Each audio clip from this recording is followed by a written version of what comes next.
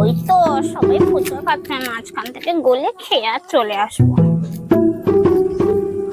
বলছি দাদা ফুচকা কত করে? 10 টাকা 6টা ফুচকা। বলছে আমার 10 টাকা দাও তো। আগে টাকা নিয়ে বাবা খেতে আসবে, কোনদিন টাকা তো নিয়ে আসো না। এই দেখো 10 টাকা আছে আমার কাছে, বেশি আবার বকতে দাও।